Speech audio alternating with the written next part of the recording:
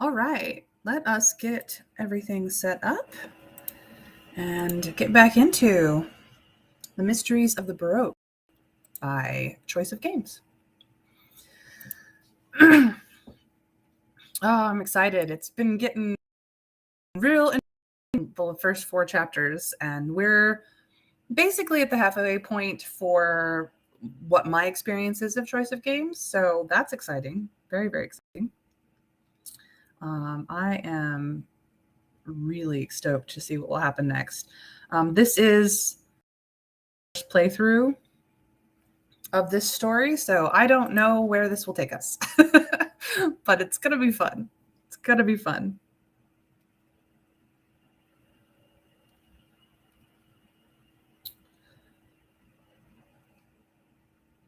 All right. So we're on chapter 5. Timor mortis conturbat me.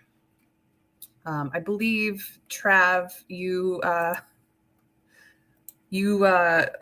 translated that from the Latin for us last time, which was very lovely of you, though I don't recall what it meant. Hi, Winter Fairy. Nice of you to join me. Glad to see you got here on time this time. I hope you've had time to catch up. Otherwise, you know the drill. It's gonna be fun. But I'm gonna show our stats just so that we can remember what we're good at, what we're not good at. Yes, fear of death disturbs me. Thank you, Trav, for looking that up for us again. I appreciate your assistance and your efforts. But yes, so we're gonna look at the stats real quickly. So we have our faculties, which is essentially our skills. As you can see, our highest skill is occult. We do the occult shit. We are good at it. We are a magic user. Ooh, that's good to know. Commonly found in the late medieval Scottish and English poetry. Well, the style of this story is very much English literature of a particular era, so that makes a lot of sense, actually, that they would use that commonly Latin phrase. But as I was saying, we're very good at the occult. Athletics, negligible. This is neutral, essentially, at 50%. So we're no more athletic than we aren't, really. We have a little bit of combat under our belt, but not anything to write home about, and a little bit of insight as well. Science, performance, and crime, we're meh. As for our demeanor, we are no more ruthless than we are compassionate. We are a bit more debonair than brooding. We're a bit more scheming than forthright. We are much more reasonable than we are mysticism. So we have more reason than mysticism going on. Slightly more romantic than cynical. About as hedonistic as we are austere, and a bit more courteous than blunt. We are more of a reasoned being than anything else, as far as our demeanor shows. As for our life, we are at 90% electricity because we gained talons last time. That was the consensus, is that we wanted to have something to defend ourselves with, as well as be able to climb the heights of town if need be. But that does use up our electricity a little bit. So just having them in, we have taken a hit to electricity, but our sanity is perfectly sane. And we're still at mostly human, slightly undead, slightly revenant.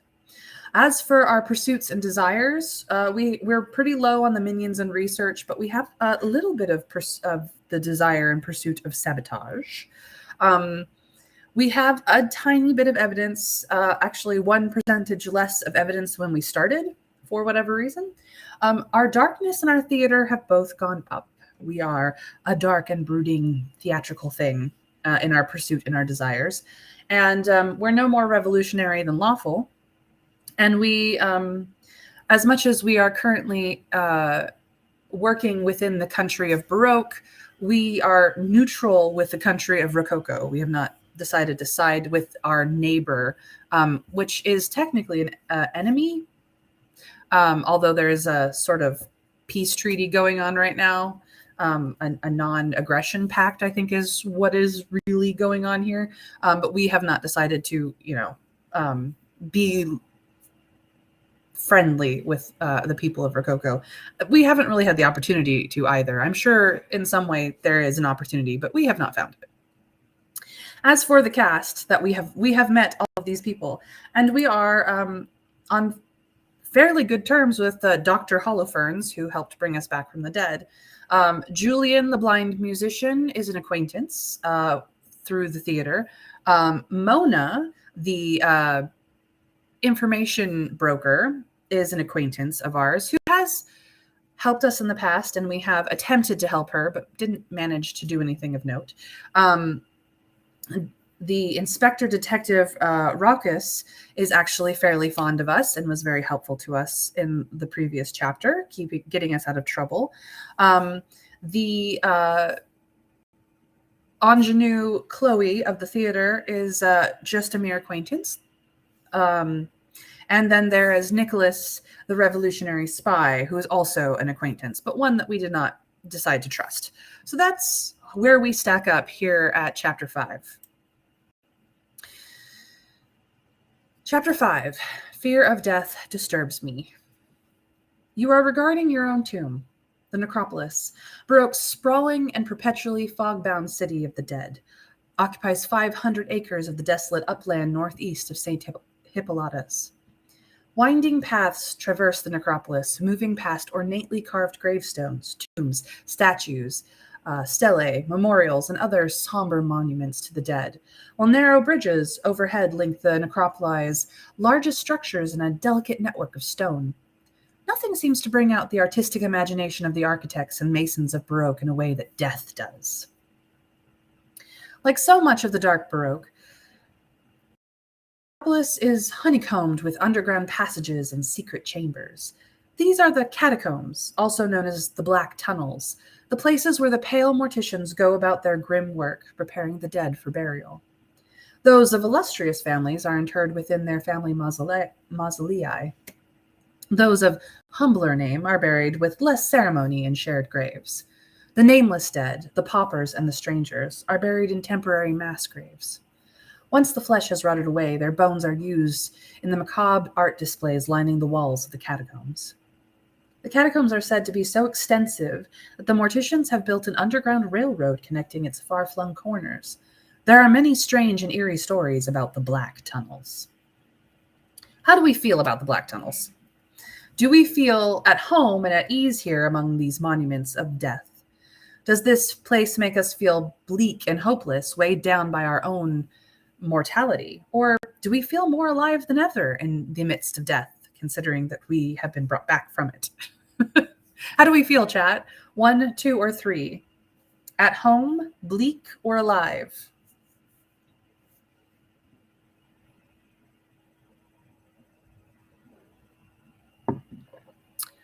At home, bleak, or alive? 1, 2, or 3? You tell me.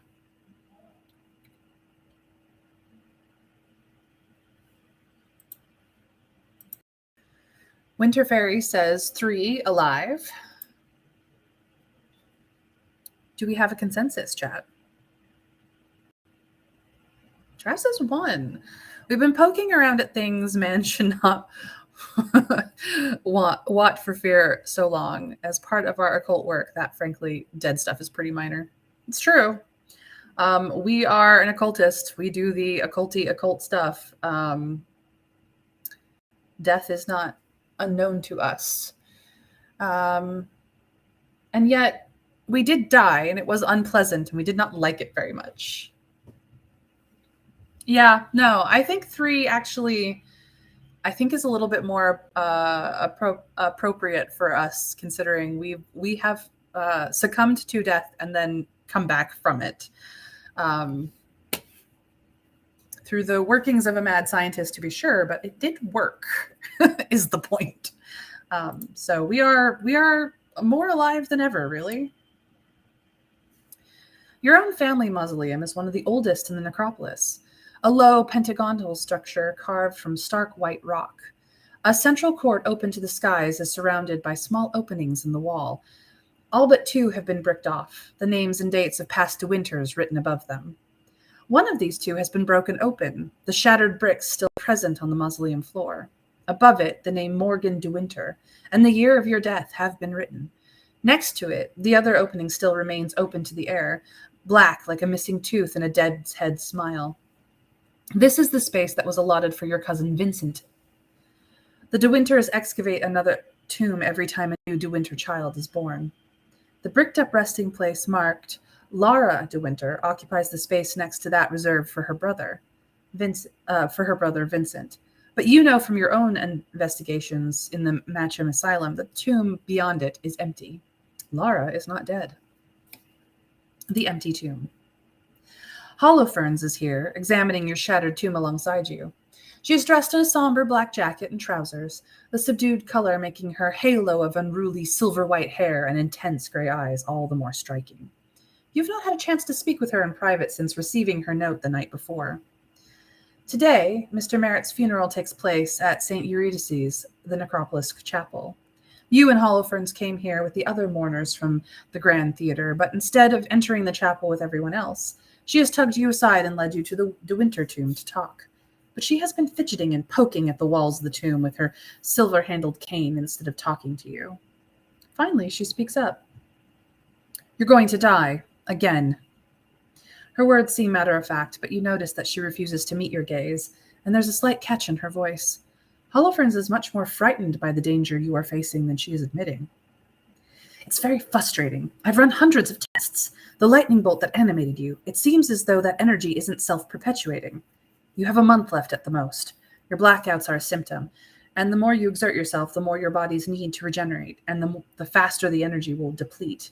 When it runs out altogether, she indicates your late resting place with a gesture of her cane, frowning. How do we respond to this information? Do we go, that's it? You're frustrated? This is my life. Or, I can't die. Not yet. Not until Vincent has paid for what he has done. One or two, chat. Are we upset about this? Or are we determined? Upset or determined? Tell me, chat. How do we deal with this?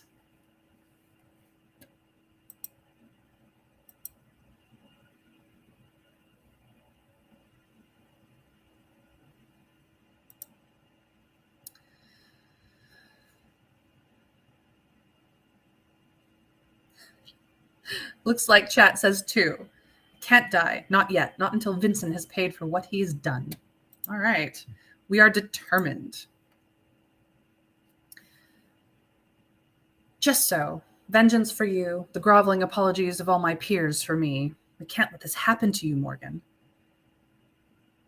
Holofernes stabs angrily at the muddy ground with her cane. Anyway, I have a plan. We can find out what was wrong with the Holofernes procedure. Try to fix it. Did you find out anything about your death in Oubliette? You tell Holofernes what you learned down in the hellish pits and factories of Oubliette, of how you were abducted and tortured by the Brethren of the Bloody Rose. She listens intently. I see. So these champagne-swilling degenerates butchered you for some kind of ritual. It might help to know. Of course, their beliefs are absolute bunk, but they just might have a fragment of something real. The Chirurgeons of the New Babel mapped out the human anatomy, knew all of its secrets. Perhaps these brethrens of yours preserved the instructions for a map of the human nervous system or body modification procedure from Babel and their idiotic rites. Their amateurish hacking and slashing at you may have opened something up inside you, brought you into a state of readiness for my procedure. I'll start studying these brethren. There might be answers there. And that is when we heard the ringing of the bells. The bells of St. Eurydice's sounds in the distance, muffled by the necropolis's fog. Holofernes cocks her head. The funeral. Come along. I don't want to be late. It looks disrespectful. She seems to sense your surprise at this uncharacteristic display of concern for social norms. What? I liked Mr. Merritt. He was the kind of person you could talk to, though it's a shame they're not letting me dissect his body.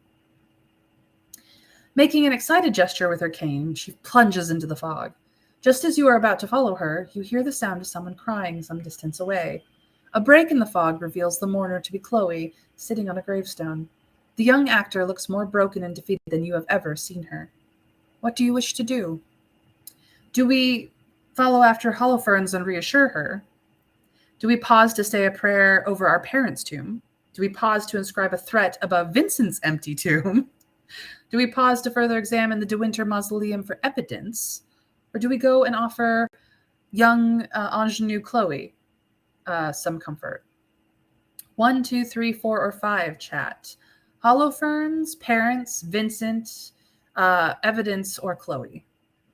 Those are the key words that I will be looking for in your answers. What shall we do? What shall we do?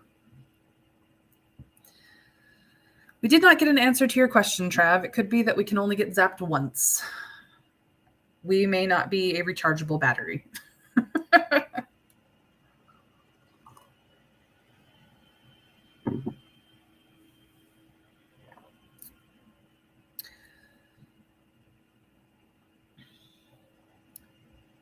Trav says 5. She's one of our neighbors and we need to stay on good terms with them. Also, she's upset. Wouldn't hurt to be nice. That's a very fair point. Winter Fairy says 4. More evidence. We need all the evidences, apparently. Which means that I have the final vote, unless the two of you can sway each other. I personally am a compassionate person. Holofernes, as much as we really do like Holofernes, we don't necessarily need to comfort her, or we might have the opportunity to do so later, but we haven't had a lot of interaction with Chloe, and Trav does make a good point. Being nice to her wouldn't hurt, especially since we are staying in the theater, and we don't know who's in charge of the theater anymore. So being on somebody's side might be a good idea for our future. To Chloe, it must seem like you simply materialized out of the fog. She starts, then recognizes you and smiles apologetically. I agree, Trav, but Holofernes is a scientist and we are an occultist, and we don't have to share views to get along, clearly. I'm sorry, I didn't want to make a fool of myself crying in front of everyone, but I just can't believe he's gone. Mr. Merritt, I mean. He was the kindest, warmest man I have ever known. I miss him so much already. You offer what comfort you can, and Chloe seems to draw strength from it.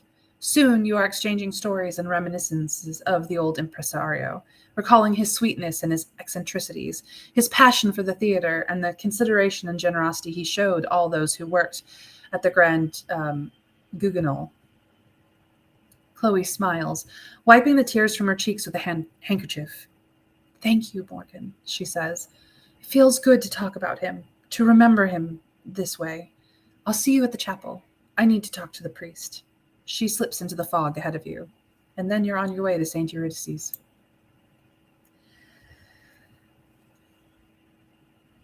St. Eurydice's Chapel is a brass-domed church built in the forbidding and austere early Ascidian style, at the end of a court bordered with cloistered walkways.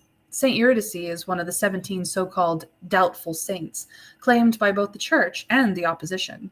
Like all sacred places named after one of the doubtful saints, the church has a faintly sinister reputation. There are rumors of masked worshippers attending secret services in the chapel on certain unholy nights, partaking of the forbidden Carpathian rite, sharing goblets of flesh from an ebony monstrance. Inside, in the cold stone-walled transept, the service is little attended. Mr. Merritt was a shy and reclusive man. Sitting in the back on the left are a strange and diverse contingent of people. One is enormously tall and cadaverously thin, while the woman sitting next to him is a dwarf. Sitting in somber contemplation beyond them is a man covered entirely in grotesquely colorful tattoos, his teeth filed into sharp points. Whispering quietly to him is a blonde woman who is sitting forward in the pew to avoid crushing the delicate, shimmering, flimsy wings that extend out from her shoulders. Everyone present in this group has some kind of abnormality or unusual feature. These must be friends and acquaintances from Mr. Merritt's days on the human oddity circuit. On the right are the grand theater guests. Chloe and Julian, both dressed in black, are sitting together, and Holofernes has just joined them. Sitting with them is a slender youth you do not recognize, an extraordinarily beautiful young man dressed with impeccable style. On the catafalque. Mr. Merritt's body has been hidden from view behind the elaborate wrought iron screens of the catafalque, the cage that serves as an altar. It is capped with a miniature bronze pyramid crafted with images of scarabs and ankhs. Within, Mr. Merritt's body has been laid out on an altar. At the conclusion of the service, the catafalque will sink down onto the floor, driven by a hydraulic lift. It will be transported down to the catacombs below the necropolis, where the morticians will begin work on it. You glance at Holofernes. She is staring hungrily at the catafalque, no doubt wishing she had Mr. Merritt's body under her dissecting blade. Where do we wish to sit? Will we sit with the human oddities, seeing as we are kind of one? Will we sit with the Grand Theater guests, seeing as we are also kind of one of them as well? Or will we stand on our own? Make a statement.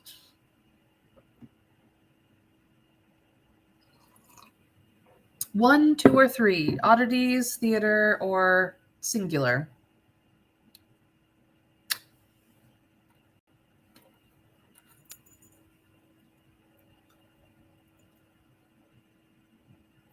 Winterfairy says, too, that we should side with the theater guests because we are of them. Do we have a consensus, chat? That's fair. Trav agrees, and I do too. They have been nothing but kind to us, and we should stand with them as one of their own.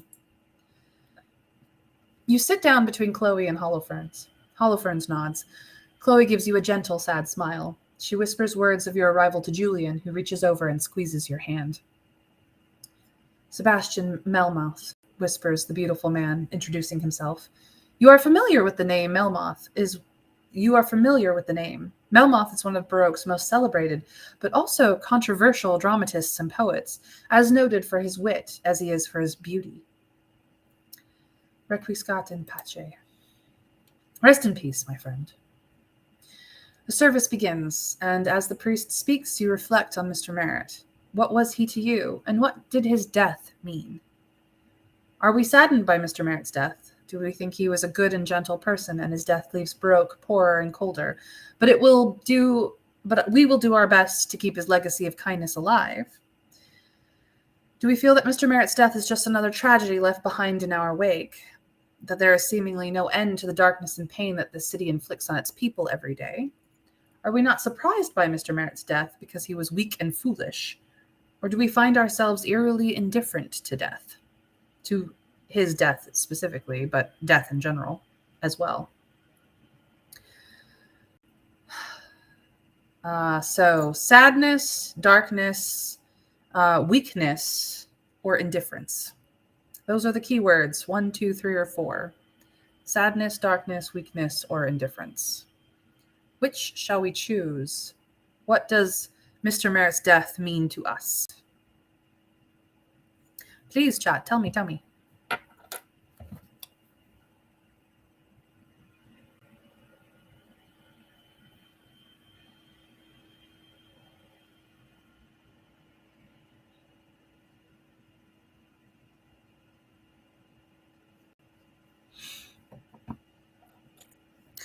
Winterfairy says, too, that Mr. Merritt's death is just another tragedy left behind in our wake, that perhaps if we had never met him, he would not have died. I don't think that's true. I think he would have visited his friends, but, you know.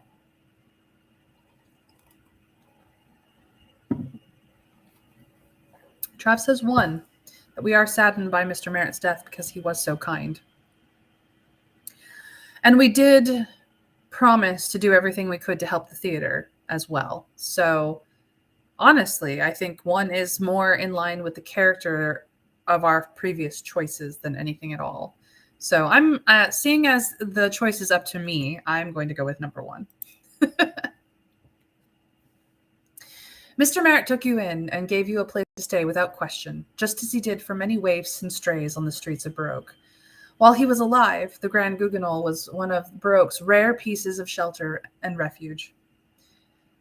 It is important the tradition not die with him, and you will do your best to preserve it. To dust return.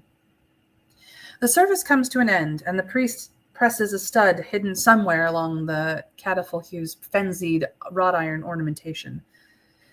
It then descends, and the catafalque and its contents slowly sink into the floor. The mourners file out. Holofernes grab your arm. Come with me. Come with me. We need to finish our talk. You return to the Grand Theater and follow Holofernes down to her lair underneath the theater. Even by Holofernes standards, the place is in upheaval. Notes scribbled on the doors, incomprehensible scrawl litter every surface. Wow, I read that very wrong. Let me try that again, shall we? Notes scribbled in the doctor's incomprehensible scrawl litter every surface, between vats filled with bubbling colored liquids and jars containing such things as pickled hedgehogs floating in brine, dead bees, horses' hooves, dried and flattened toads, and other bizarre and mysterious items. One tiny vial is balanced precariously on the edge of a table. Holofernes nonchalantly pushes it farther back. Be careful with that, she says. It's a Crimson Death sample. The Crimson Death. The plague that claimed both your parents and thousands of citizens of Baroque alongside them is one of the world's most feared diseases. At any sign of an outbreak, the mysterious and hooded plague doctors appear without warning to enforce quarantine. Sufferers are said to endure terrible apocalyptic visions and great agony before succumbing to death. Even for Holofernes, keeping a sample of the Crimson Death on hand is reckless to the point of insanity. She waves the issue aside dismissively. I've been keeping it just in case. I have a theory, but that doesn't matter right now. Like I told you, I have a plan. You notice for the first time today how exhausted your creator looks. There are heavy dark circles under her eyes, and she is barely able to stand. Do we ask her when she last slept? Do we tell her that she looks terrible? Or do we just simply ask about the plan and ignore her state of being?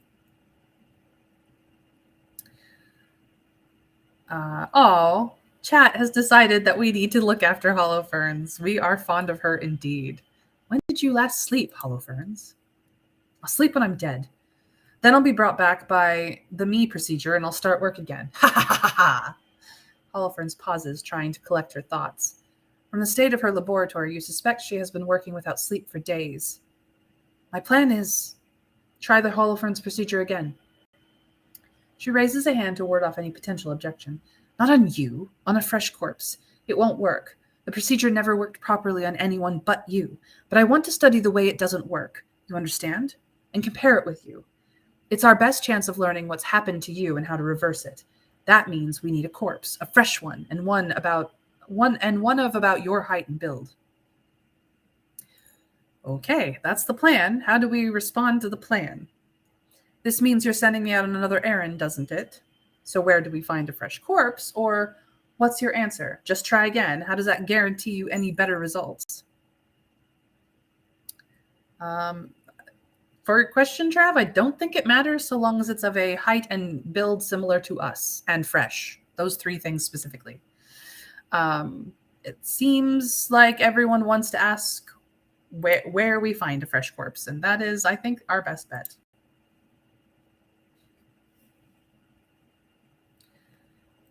We have no idea how tall Vincent is. We do not know if Vincent is of a similar build to us either. We do know that we ruined his hand, though. There you have it. Holofernes runs her hand through her floating silver-white hair, leaving it in an even greater state of disarray than usual. It is obvious that finding a corpse will not be an easy task. Dissection of human cadavers is forbidden in Baroque for religious reasons, specifically by the Glasstown Church. Every year, the corpse of a single condemned criminal is released to the city's schools of surgery, but it doesn't come close to satisfying the demand.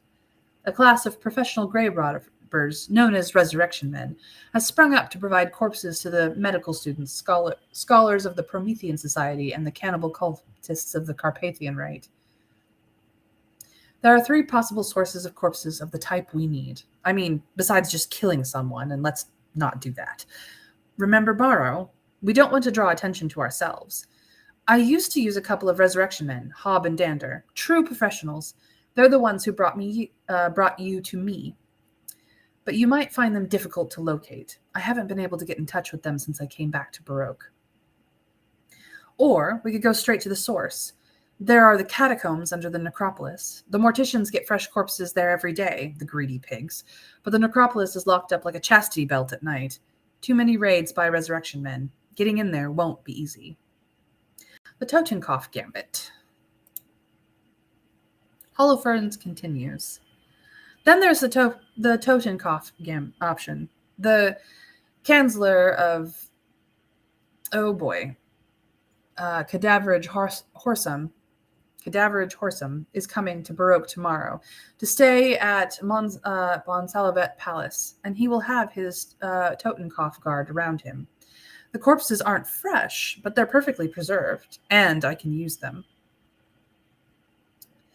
The Cadaverage Horsam is Baroque's closest and most reliable ally among the 7 great powers. It is a state known for its soldier aristocracy and its unbending sense of order and discipline.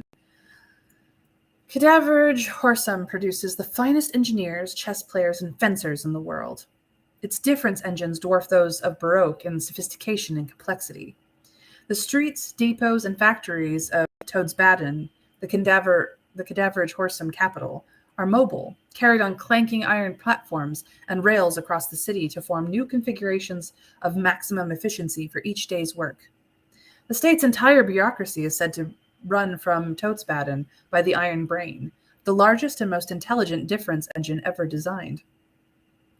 Wherever the soldiers and engineers of Cadaverage Horsam go, they lay telegraph cables and railroad tracks down behind them like the glistening silver trail of a snail's path, linking them back to Toadsbaden and the Iron Brain's instructions. A difference engine we would consider to be a computer, by the way, for anyone who's confused on that. It's not quite the same as what we know as a computer, but it's the same concept. A Legion of the Dead. The Totenkopf Guard is one of the most striking products of the Cadaverous Horsam's ingenuity.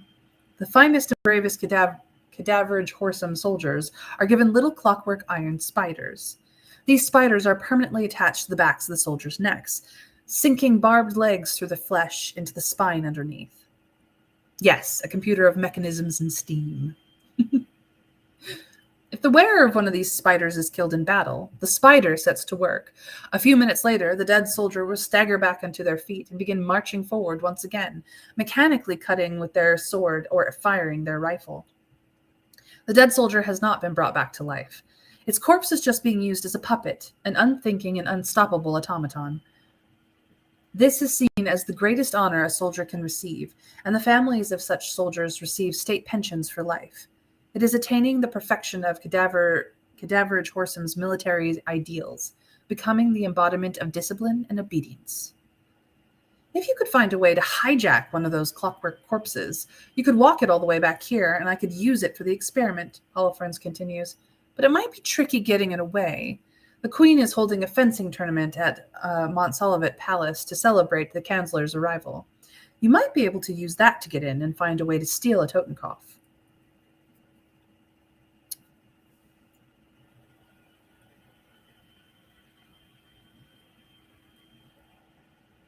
Ah, thank you, Winter Fairy. I am mangling it just because it's not a word I understand the rules for pronunciation, because it is not an English word, clearly. I'm not entirely certain where it's some Germanic word of some sort. Definitely very German. That entire country is very German flavored in this literature. But I'm probably going to continue mangling it ridiculously because as much as I have German ancestry, I do not know German. So I appreciate learning, but the mangling will continue, unfortunately. I'm too American. So sad. While she speaks, Holofernes has been toying with a small iron ball. She notices your glance and shows it to you. It is a metal spider rolled up into a ball. A black skull and crossbones is stamped on the back of the device. Other than that, the device is plain and unadorned to the point of ugliness, unmistakably of Cadaver Gehorsam? Cadaver Gehorsam? Design. The engineers always favor function over form. It's a Totenkopf spider, she says. I bought it from a smuggler out of Toadsbanden when I first began working on the Holofernes procedure.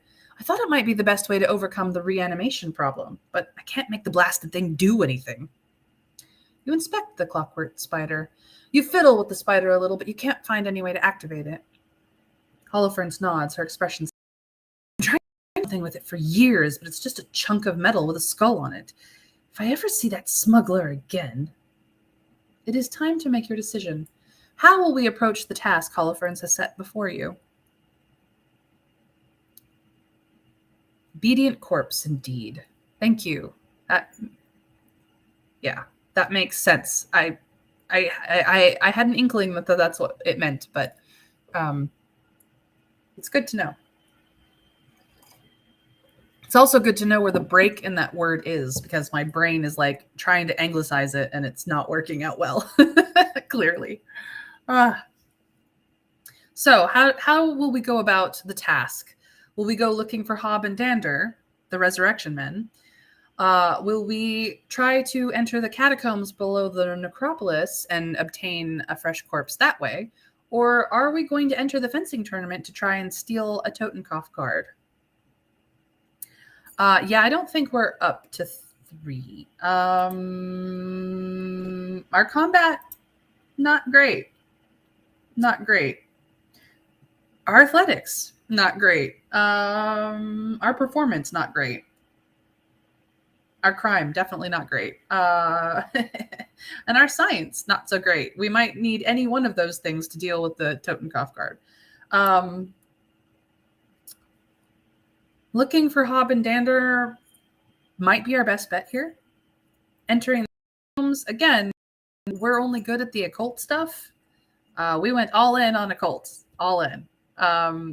So unless there is an occult option in these 3 in how we deal with it, I'm not certain that any one of them is going to go well. But my guess is that number 1 is probably our best bet. And Winter Fairy agrees with me, so it's just a matter of, does chat have a consensus on the matter?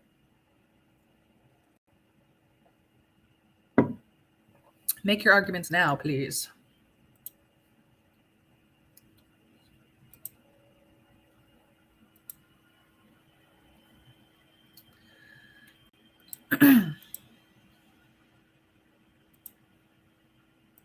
Okay, number 1, Hob and Dander, the resurrection men it is. You make some inquiries. It appears that, in addition to their grave-robbing activities, Hob and Dander run a boarding house for sailors down by the docks. They have not been seen for the past 2 weeks. Located in the marshy southeast of the city, the shanty town around the riverside docks is a desperately poor and dangerous area. Fatal brawls are as common as outbreaks of crimson death, marsh fever, and plagues brought from overseas. In the tangled, fetid alleyways around the quays, countless gin shops, opium dens, gambling joints, and brothels wait to separate returning sailors from their money. As many a rueful sea shanty relates, hundreds of young sailors have disembarked at the pool of Baroque, 5 years' wages in their pockets, and awoken shivering and penniless the next morning. People can simply disappear without a trace in these stinking, rat-infested marshes. It will not be easy to find your quarry. How will we set about the task? Will we use our limited knowledge of criminals in the underworld to infiltrate the dockside community? Will we use our native powers of deduction and observation to try and locate Hob and Dander? Or will we infiltrate the docks by disguising ourselves and acting as a beggar? Okay. So here's our crime. Here's our performance and insight. I think, yeah, I think insight is the highest one we have. I think that's what we're tagged to here. But we do have high reason. So, our demeanor is definitely connected in here somehow, though I'm not entirely certain how. Yeah, I think I think number 2 is our best bet because we do not have any crime. We do not have any crime. we don't have enough subterfuge and crime to deal with this shit, and we are not an actor. We don't have performance. Even if we have the demeanor for it, we are debonair. I'm not, and we are courteous. I'm not entirely certain which demeanor counts in this, but I'm pretty sure it's like performance plus a demeanor here. And the only one we have a half a chance at is number 2. Fractionally better at insight? Yeah, we can try it. Reason is the inverse of mysticism, so it's a stance on rationality, not ability to logic. True, but I'm not. A deduction and observation being ability to rationalize what we can learn. But yeah, our insight is definitely the skill that this will use, and it's the only one that has any percentage higher than 50 at all. Gosh, we are not very skilled in anything but the occult shit. The docks are a bewildering maze. Dozens of languages are spoken throughout the alleyways and darkened doorways. Hundreds of people arrive and depart every day, and sprawling families share tiny rooms and dark, sunken cellars. Thousands of people live here, compressed into this small, swampy area. Hunting for 2 in particular is a hopeless errand. What is more, there's something disorienting about docks. Its twisting alleyways, now narrow, now bulging, seem to disobey the usual rules of space in a uniquely unsettling way. You are beginning to despair when, picking a route down a muddy alleyway, an arm reaches out from a doorway and grabs you by the shoulder.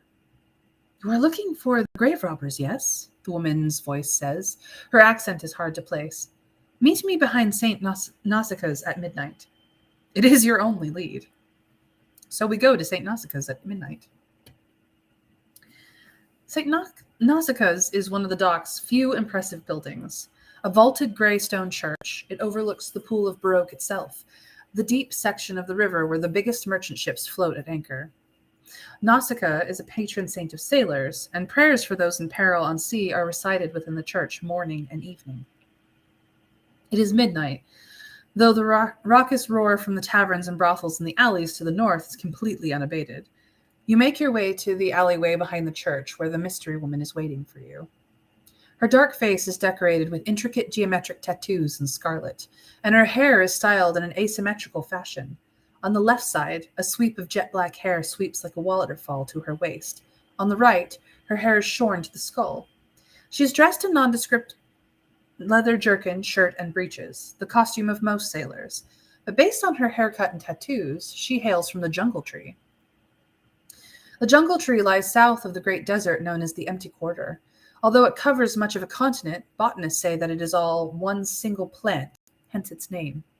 Tribespeople from the tree are often recruited as sailors and whalers by seafarers, since climbing the vines and crossing the branches of their leafy green realm has instilled great agility and powers of balance. A Jungle Tree sailor can keep their balance standing barefoot on a taut rope at the height of a raging storm at sea. Strange places. "My name is Aisha," the woman says. "I am a hunter. I have come to this place of steam and darkness to hunt for the men who killed my brother. They are grave robbers, what you call resurrection men. When I find them, I will kill them both." Aisha expands. Ignacy served aboard a whaler that docked in Baroque 2 years ago. He never returned to his ship, and his messmates could find no trace of him. When he failed to return to the Jungle Tree, Aisha went out to search him. She found the last place he was seen was outside the boarding house run by Hobb and Dander here on the docks.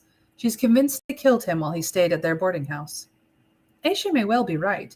Holofernes has mentioned Hobb and Dander's uncanny ability to obtain bodies, even after security was tightened at the necropolis.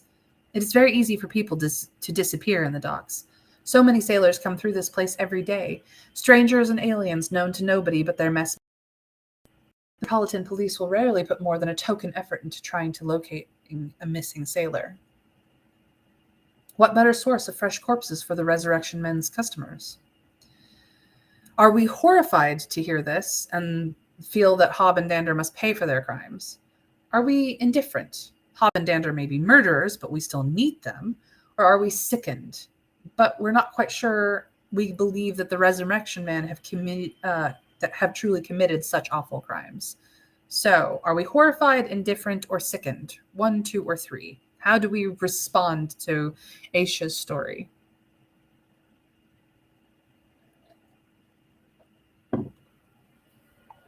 Winter Fairy says two. Very practical. Trap also agrees. After all, it's probably true, and much worse happens, and we do need a corpse. If anything, this suggests that they're good at getting one to order. That's true. Aisha knows you have been looking for the Resurrection Men as well, and assumes that you, too, seek vengeance against them for some lost loved one. She believes they are hiding in the sewers below the docks, and suggests that the two of you work together to hunt them down. It occurs to you that you could, after all, use one of the corpses of the Resurrection Men if she did succeed in killing them. How will you respond? Do we agree to Aisha's plan and suggest that we try to smoke Hob and Dander out of hiding by setting fire to flammable patches of gas throughout the sewers, forcing them into a smaller and smaller area of the underground tunnels? Do we agree to Aisha's plan and suggest that we rely on our natural strength, speed, and hunting abilities to work together in tracking Hob and Dander down? Or do we try to persuade Aisha that she must be mistaken? How could one possibly go wrong? Oh, I don't know. Fire. For those of you who know D&D very well, firebolt is to that person specifically. Fireball is to whom it may concern. It does not say how tall she is. I'm glad everyone understood my reference.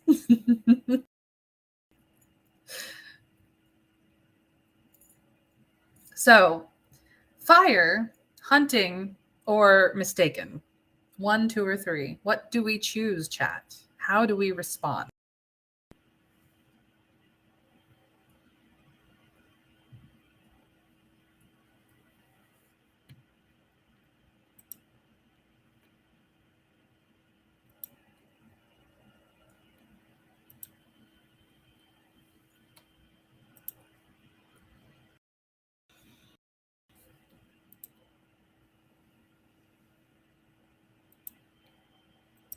Trav says two. Winter Fairy agrees. Oh, I'm sure well, let's be honest. Aisha's going to do the tracking. We have some talent in a fight. Good at it, but we do have some talents to help us in a fight. So I think that's probably our best bet. Let us hope that it is the right one for this moment. The sewers are a vast, stinking maze, and no one knows them well. Toshers endlessly patrolling them in search of scrap or lost coins. Despite the combined experience and determination between yourself and Aisha, you find no trace of Hob or Dander. Perhaps they were never here at all. Dejected, Aisha nevertheless resolves to continue her hunt in the days to come. For you, the search is a complete loss. You stumble across a decayed corpse in the sewers, its face eaten away by rats, which Aisha helps you carry to Holofernes' laboratory beneath the Grand Theater. It will not be as useful to Holofernes as a fresh cadaver, but it is better than nothing. A night of lies and death. You consider the event. What do you think about? Do we think about the dark and murky depths of the human psyche, the agility and grace of Aisha, or the cunning and audacity of Hob and Dander? What is it that is on our mind in this moment, even though we have only partially succeeded in our task? Winter Fairy says one. The dark and murky depths of the human psyche. We are an occultist, so this is very much part of our training, the mesmerism that we have used in the past.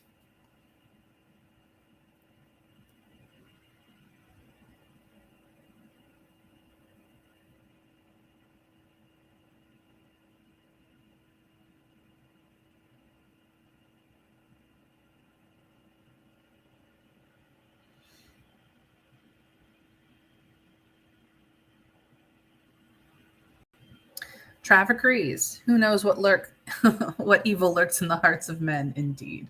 Though, really, this is who knows what evil lurks in the minds of men.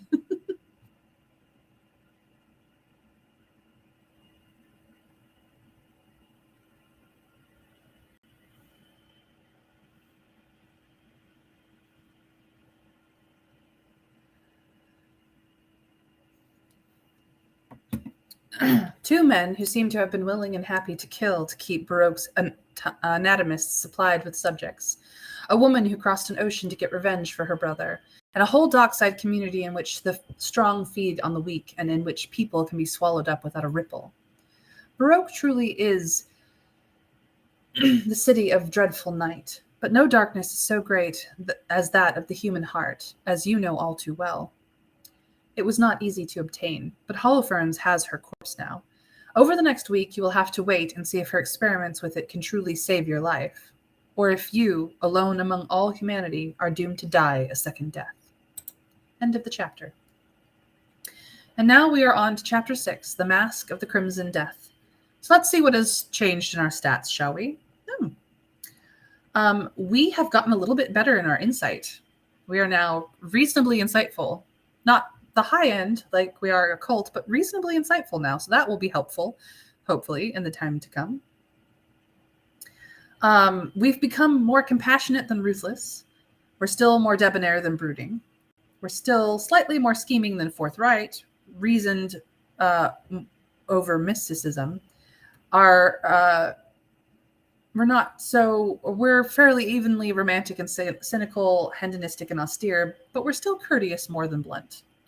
As for our life, we are 90% electricity from our talons, 90% sanity from dealing with the docks, and 1% more human than revenant now, interestingly enough. I don't know how that, but interesting. We, as far as our pursuits and desires, we still have very little in the way of caring about minions. Our sabotage has stayed a 19%, but our research has gone up. Interesting.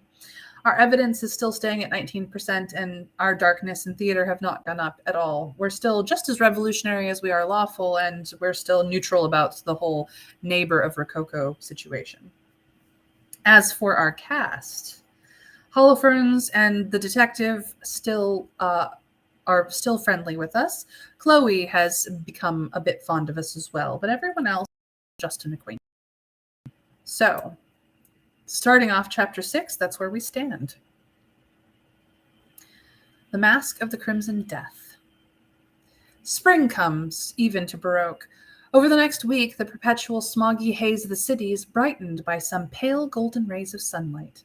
There is a faint, wholesome fragrance in the air, warring with the ever-present stenches of the Baroque city street. Families troop off to picnic and sing together under the dappled green canopy of the Aiken woods. You find yourself affected by the changing seasons, too.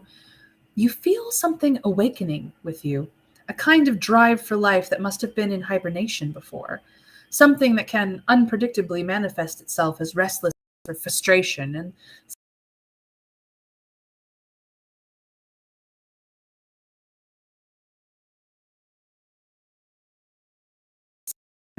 brought her in the laboratory beneath the grand theater, now rarely emerging even to eat or sleep. She is wrestling for your life down there, trying to recreate that spark of fire that brought you to life in Castle Barrow. How will you occupy yourself during this period of inactivity? Do we spend time with the blind violinist Julian, which we have not spent any time with as of yet?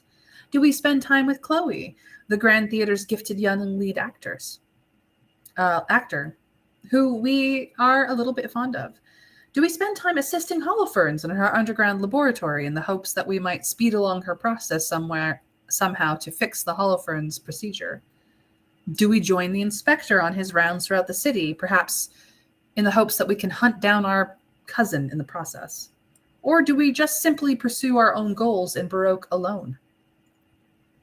1, 2, 3, 4, or 5. Julian, Chloe, Holofernes, inspector, or alone?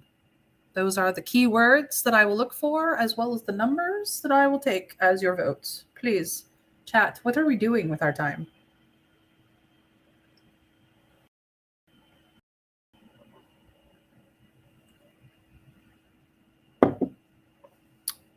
Tell me true. What shall we do?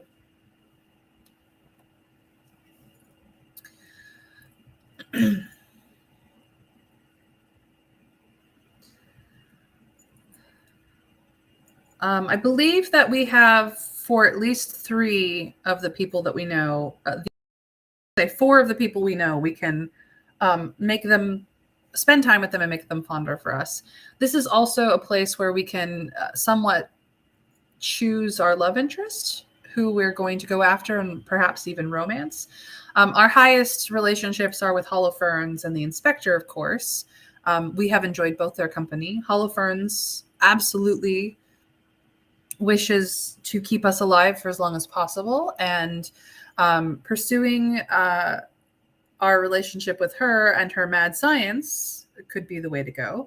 The Inspector is likewise very fond of us and is glad for us to be alive again, so to speak. So maybe with him we can find more information about Vincent, or the people who tortured us before we died as well. The Bloody Rose people. So that might be something very good for us, and also further our relationships on theirs. We have become slightly fond of Chloe as well, since we comforted her at the service for Mr. Merritt. And we have not had a chance. Well, I mean, we've had a chance, but we have not yet spent any time with blind Julian and his beautiful music. So getting to know another fellow of the theater might be a good idea, just so that we have everyone being slightly well thinking of us in there. Pursuing our goals alone could also lead us other paths, or perhaps even allow us to spend time with Mona, who we've not really been able to spend much time with, or the spy. What was his name? Nicholas. So that might be the option, to seek out Mona and Nicholas, of which we've already decided we don't trust Nicholas as far as we could throw him. And we could probably throw him a good distance with our enhanced strength, but maybe we don't even want to trust him that much. So 1, 2, 3, 4, or 5. Julian, Chloe, Holofernes, Inspector, or alone. What do we do? At the beginning of chapter 6. Please chat.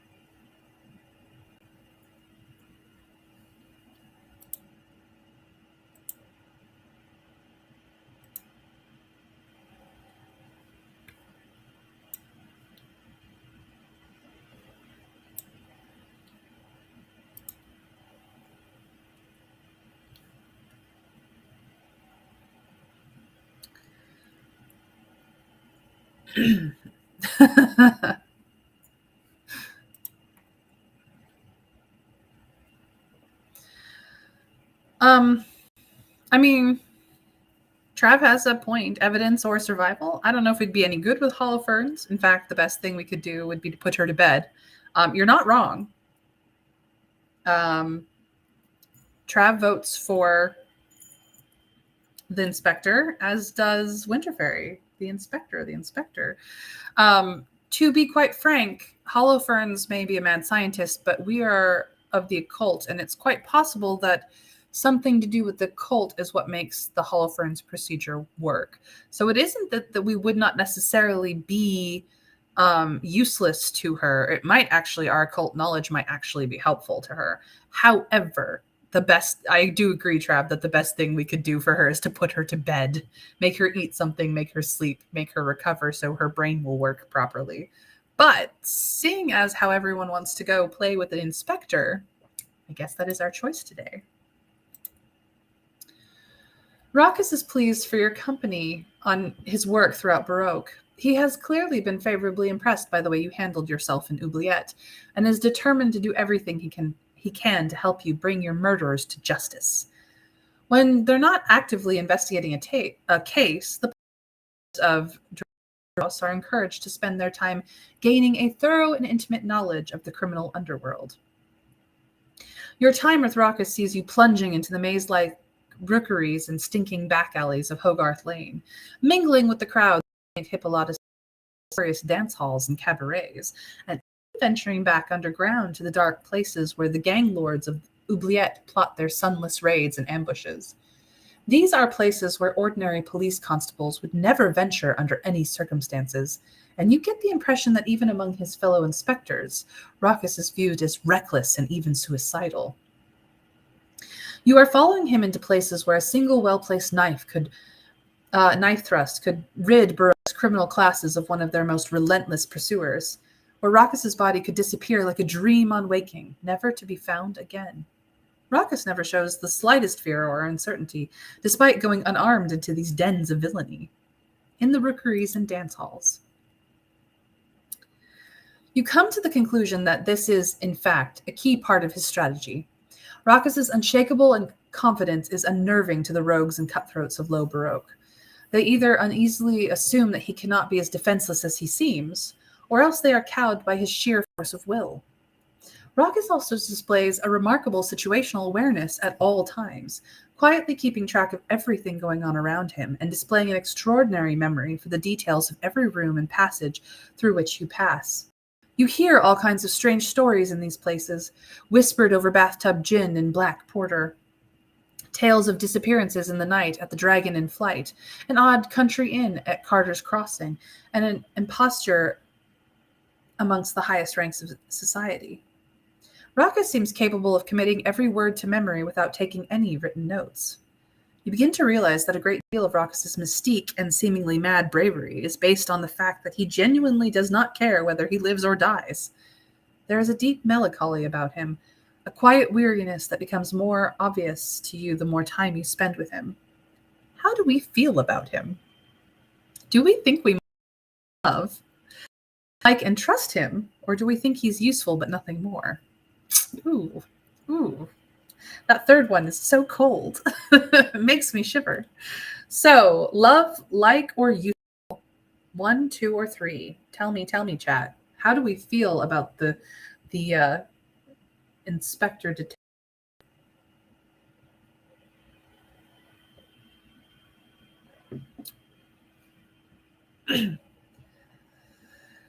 We are already in chapter 5, Trav. This is the point where we start deciding who our love interest is, if any at all.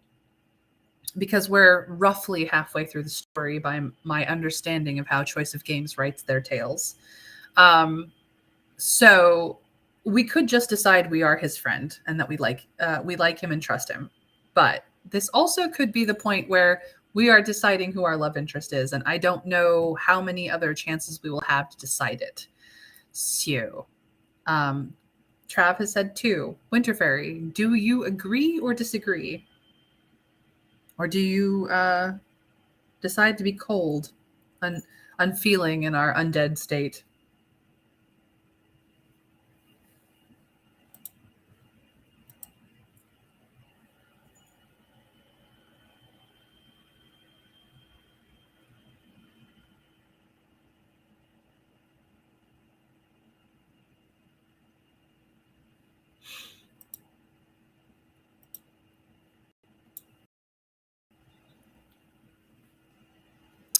She agrees. We like and trust him.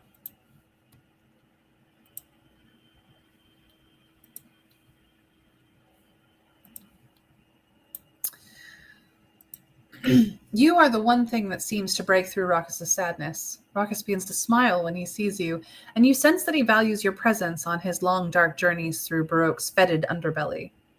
It is not just the additional security that your dark masked presence provides, or even the company. You represent something else to Raucus. After decades spent dealing with the tragedies and horrors of Baroque, You are the first case in which there may be a chance of restoration and not just retribution. You represent something new and precious, a chance of some kind of salvation at last for the detective. At the Banner and Eagle. One night, towards the end of the week, you find yourself drinking alone with the detective in an alcove of the old thick-walled Banner and Eagle public house on Webster Square, a place with many quaint low snugs and parlors lit by rush candles. His mood lightens a little as he speaks with wistful longing once again of how he learned you had been brought back from death. How do you wish to respond? Do we indicate that we have feelings for the detective? Do we suggest that we love him as a brother? Or do we mock his sentimentality? Oof. So, do we have feelings? Is he a brother? Or do we find him too sentimental? 1, 2, or 3, chat. Tell me. Trav is like, no, brotherhood.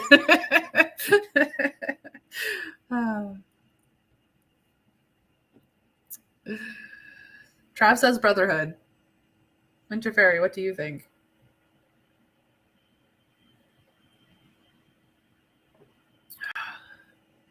I'm feeling feelings for the detective. That doesn't mean our De Winter does. Winter Fairy says Trav has not steered us wrong yet, and I agree. I trust his instincts as well. So we will suggest that we love him as a brother. Trav,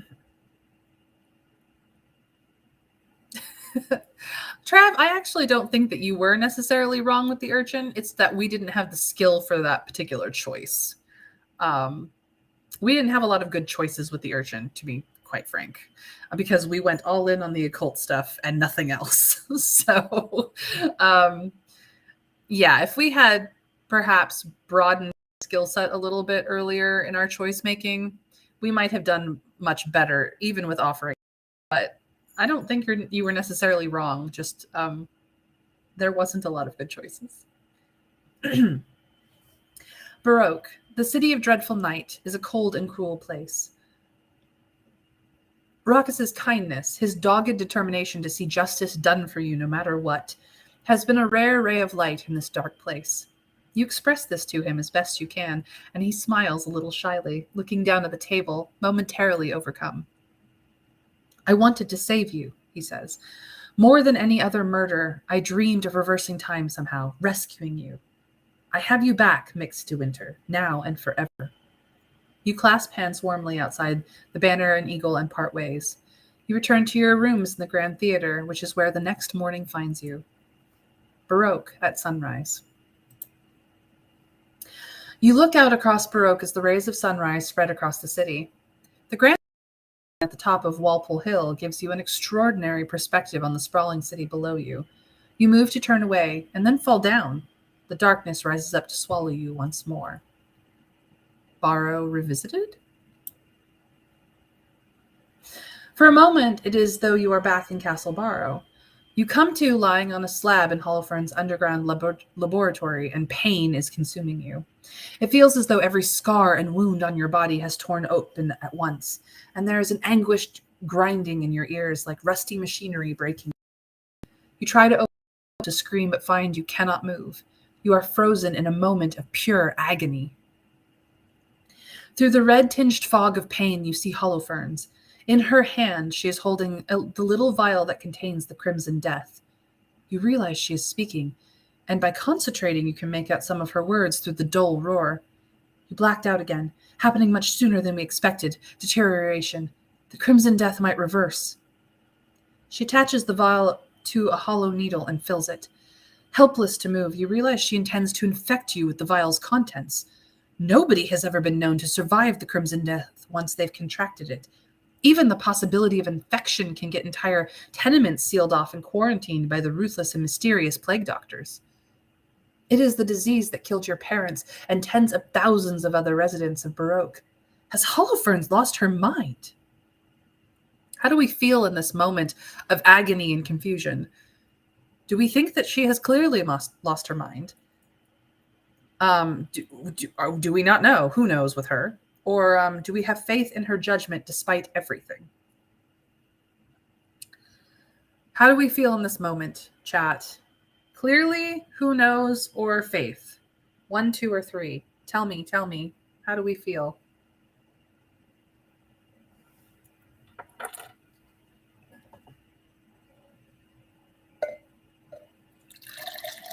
Winterberry says 2. We have no idea. She could have lost her mind, or maybe she doesn't. It's Holofernes. She's a bit erratic.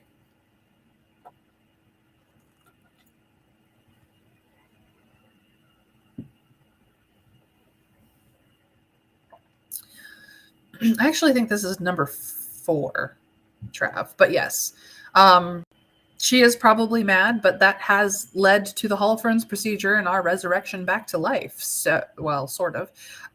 So, yeah, we might get some really amazing visions, or we could end up spreading the Crimson Death across Baroque in our wake. Who knows? Because, like, we died, we were brought back, we blacked out after we got to Baroque. We blacked out in the cafe, and then we blacked out again in the clock tower. So that's 4 so far. Is we have died 4 times at this point.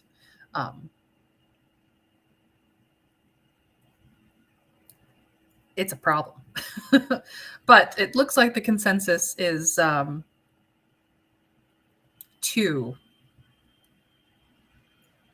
However,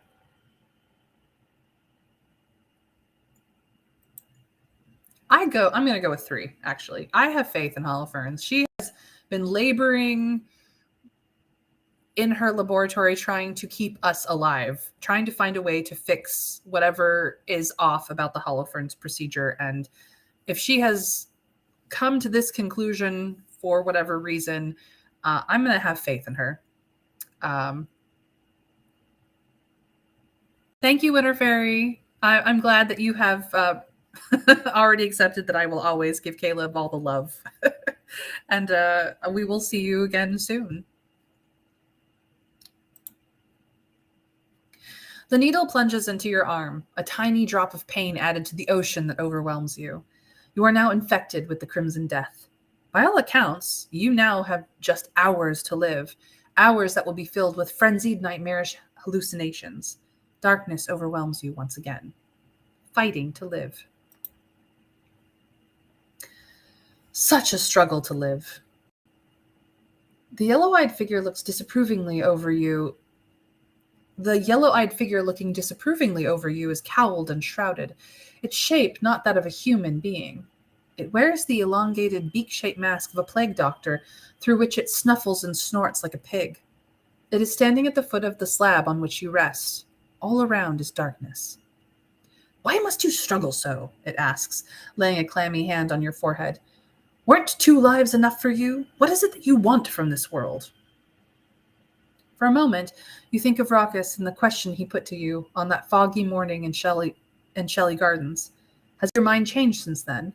Or do you still hold true to the same purpose? What is it that you want? Do we want revenge? Do we want our life as Morgan de Winter back? Do we want to preserve Mr. Merritt's legacy at the Grand Theater? Do we want to learn all the secrets of Baroque, or do we want justice for the common people of Baroque? 1, 2, 3, 4, or 5. What do we want?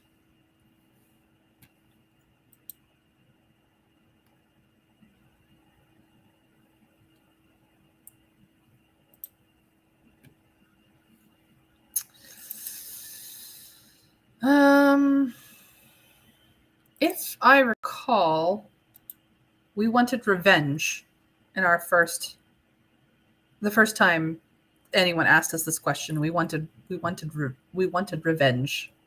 We wanted to take Vincent down. Do we still want that, or have we changed and grown since then? I don't know. Chat. You tell me.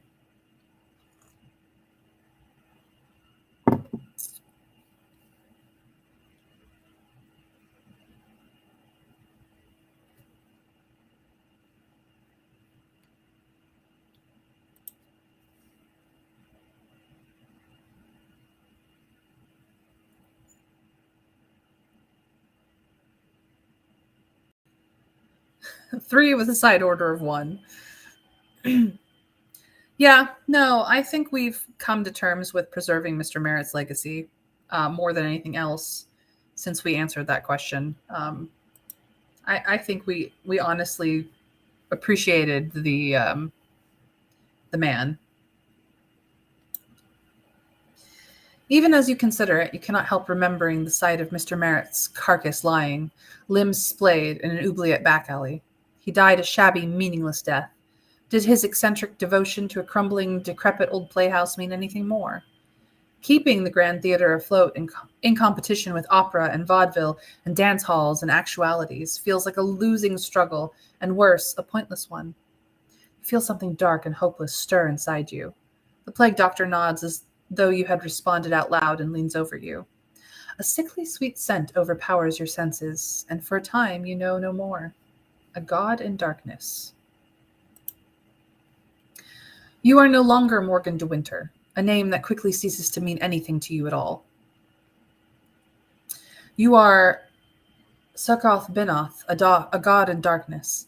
You come into being at the heart of a vast, cold, black network of passages, a place you instinctively understand is called the Labyrinth. You are hungry. For many eternities, you wander your prison, trying to find some method of escape or relief from the icy darkness, something different. But all you found, in all directions, was more of the labyrinth. In time, you came to understand its nature. It is you. Its passages are your sprawling, outflung tentacles, and its hollow center is your heart. In exploring it, you have just spread yourself further out into the cold and darkness, trapped within the labyrinth of yourself. Then, after eternity spent brooding at the heart of the labyrinth, an impossible flash of color, of heat and warmth, you have learned since your birth. You wrap the passages of the labyrinth around you, keep them still and sensitive like the tendrils of a sea anemone. You wait, another flash of warmth. This time you are ready for it. You are able to trace it back to its source. There is a place beyond the labyrinth, above it or below it or wrapped around it, a place where other beings, so much smaller but so much warmer and more alive than you, live. They hunt and gather and move about the forests and mountains of their home, living lives that are brutal, primitive, and short, and yet so suffused with light and passion.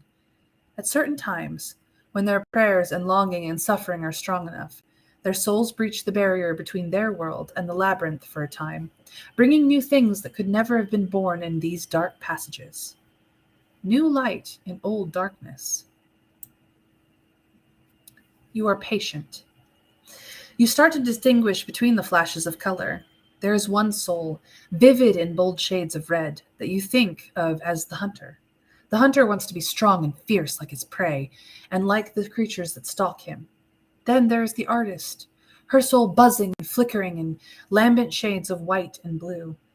She is struggling to articulate a strange new idea, that a deer or a tree or a woman could be represented, could be daubed on the walls of a cave, that this would be at once more and less than the real deer or tree or woman. Then there is the shaman, the only one of the three that seems to have some awareness of you. Their soul, outlined in the sorcerer's colors of cool green and silver, is directed outward to the darkness beyond the shaman's little firelit community. You crouch in the darkness, gathering your strength. You think you can make contact, pull one, and just one of the three souls into your realm, into the labyrinth, where they will bring new colors and light at last to the dark domain. Which will you choose? This is an interesting choice. I actually don't think that this is necessarily the occult choice of the shaman, Trav. I actually think that this is one of the three people that you have become attached to. The hunter would be the detective. The artist would be Chloe. The shaman, Dr. Holofernes. I actually think that if you had a high enough connection to every person in the cast list, that there might be other options that don't show here just because you don't have no connection to those people. which I think that's kind of what's happening here. But I could be completely mistaken. This could be an arbitrary um, always set of three. We'll have to run it again and make different decisions and see what comes out. But yes, they're all interesting. The hunter, the artist, or the shaman. Well, you did pick the shaman, so I'm gonna go with that decision. But I actually think it's hollow ferns. So we'll find out in the next page. You wait for the shaman's soul. They dive deep, seeking you out. You catch them and pull, and the shaman is dragged into the labyrinth. And for a moment, all the labyrinth is illuminated by their mystic inner eye, by the silver green glow. The shaman is not afraid. You can sense their strange wisdom, their patience, and their secret lore. You wish you could enjoy the moment longer, this break in the darkness and the tedium of the labyrinth, but you are too hungry. You consume the shaman's soul. You eat the memories of their years of study and meditation, of the painful and scarring initiation rituals that they carried out to become as they are. Their knowledge of the secret spells to bless and to curse, their experience of life, always in isolation from their peers, valued but also feared. It is all yours, and for one moment your hunger is sated. But then it is gone, and the darkness and hunger sweep back. But you're still hungry.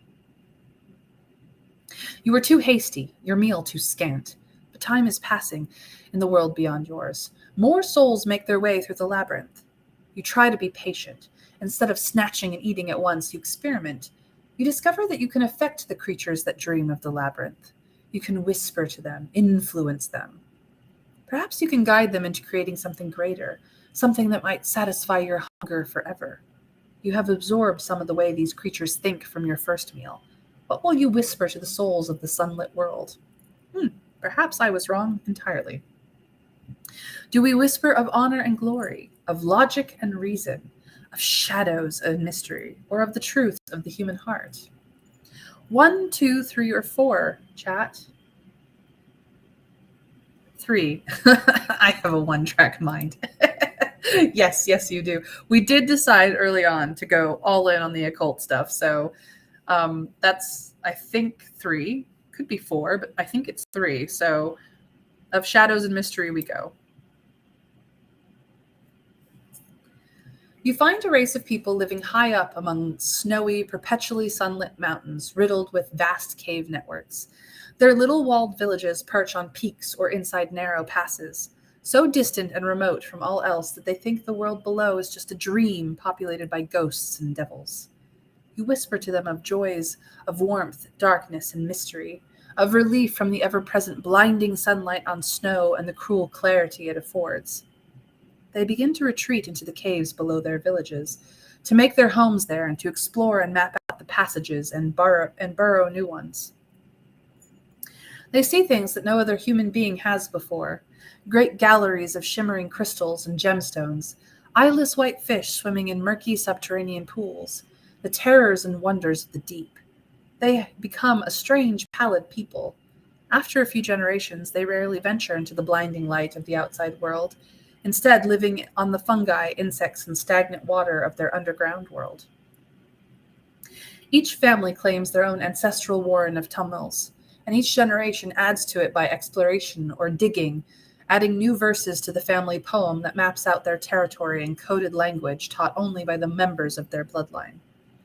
They jealously guard the secrets of these winding paths through the rock, keeping them in darkness and filling them with traps and pitfalls. Secrets are the currency of this society, swapped and exchanged and extorted and fought over. The more secrets an individual can obtain, through stealth and cunning, the higher they rise in its ranks. A world of shadows and whispers. Uh-oh, I think we made the criminals.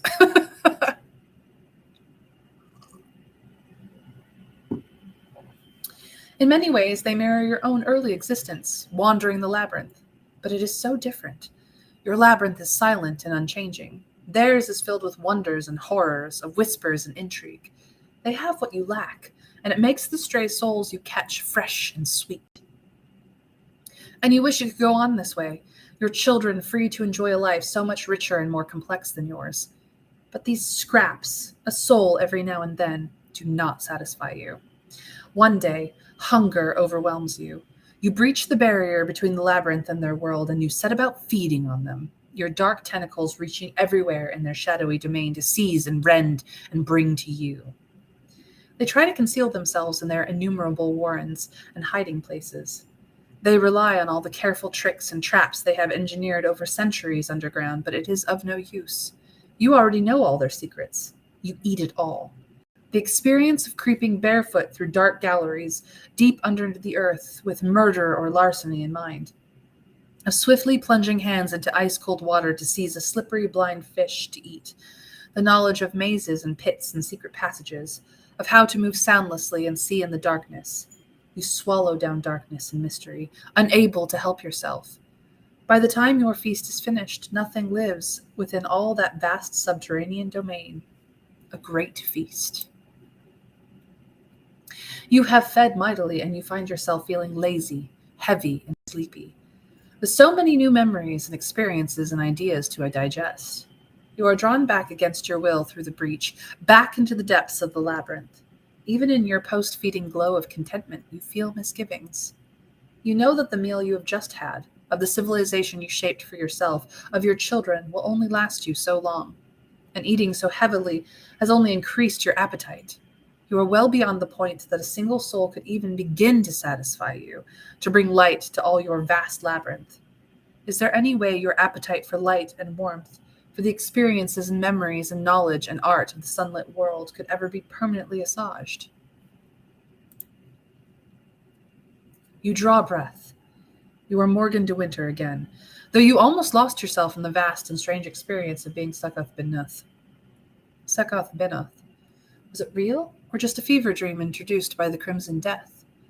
Many of your memories of Succoth Benoth and the Labyrinth are fading, as though they are too outside the realm of human experience to be contained in your mind. But you retain others, memories and lore and skills from the people and the cultures that Succoth Benoth consumed. Can it be true that entire civilizations of the past have been born and shaped solely to satisfy the appetites of a dark and hungry god? Do all sufferers of the death see the same things in their final moments that you have done? So, what do we think of this experience? Do we think yes, and this is why they rant and rave in the way they do? Do we think no, that it's surely unique, that you are surely unique in this respect? The Holofernes procedure must play some part in this. Or can we not say it all? It is too much to take in. Yes, no, or I don't know. 1, 2, or 3. What shall we think of this experience, this vision?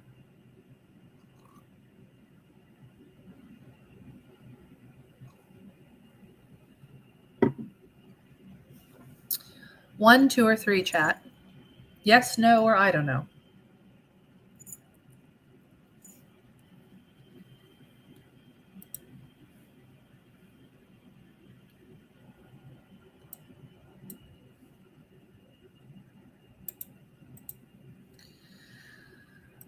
That was pretty intense, though.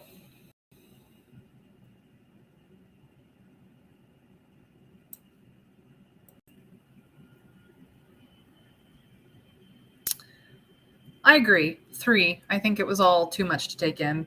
I don't know how I feel about it at all. So I'm going to agree with you, Trav. We may have had a different experience from all those who have died from the Crimson Death. You look about you. You are looking down at your own body. You are floating a few feet above yourself, strapped to one of the slabs in Holofernes' laboratory. Your scarred face is an ugly shade of crimson, your breathing rapid and shallow. Then you are flying upward. Now you hover above the Grand Theater, looking down at the crowd that is gathered outside. The doors have been closed, and a picket of plague doctors stand outside them. The plague doctors are said to have an uncanny ability to immediately detect and quarantine new cases of the Crimson Death, and they have proven that today. How in the world could they have known about Holofernes infecting you with the Crimson Death? Now they have enforced quarantine on the entire theater. A crowd of actors, stagehands, and onlookers gawk in disbelief. Nobody is being permitted inside or outside of the Grand Theater until the infection has run its course. There's no use arguing with the silent plague doctors. They are a law unto themselves in Baroque. A familiar face in the crowd. Holofernes is among the crowd. She must have left the theater before the plague doctors arrived.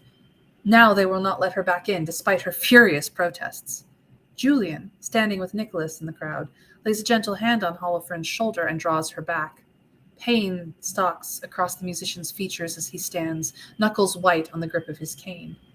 You want to see more, but you find yourself sinking once again, crashing down like a comet into darkness. Winter's Tale. You are Winter, one of the four masked rulers of Babel.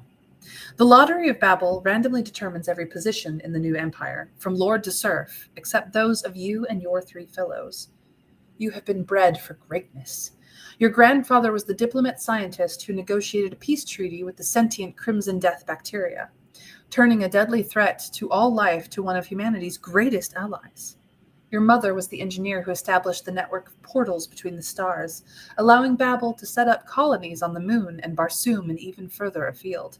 But today, your achievement will complete and overshadow all of these. For you are the final architect of the Tower of Babel, the greatest accomplishment imaginable. Even now, you know that Spring, your greatest rival among the four, is watching from the city in a fever of jealousy. So, how do we react to being Winter? Do we revel in our triumph over Spring? Do we wish that she would accept our sincere overtures to her? We could be allies, not foes. Or a Spring of no further significance, our accomplishments have long since transcended anything she could achieve. How do we feel about Spring as Winter?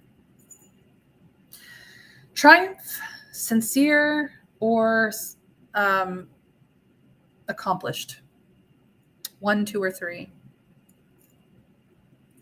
What do we feel in this vision of the Tower of Babel past? 2? I would agree with 2. I think Winter always longs for spring. This speaks to me. The tower is a tiered, monumental structure standing impossibly high in the sky, finished after centuries of labor and research.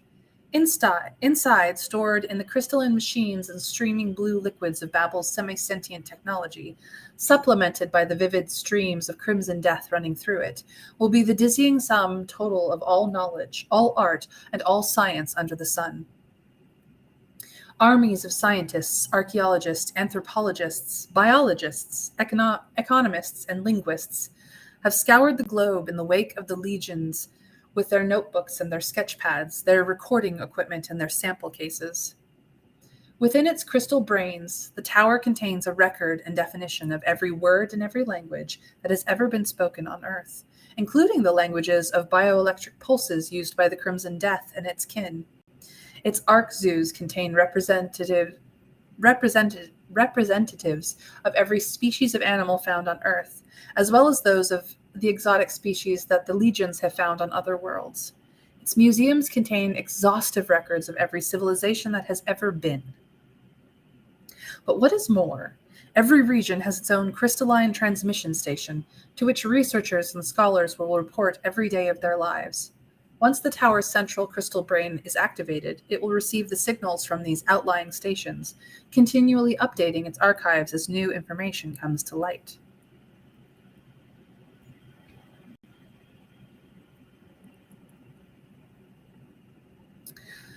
Yes, the Lottery of Babel.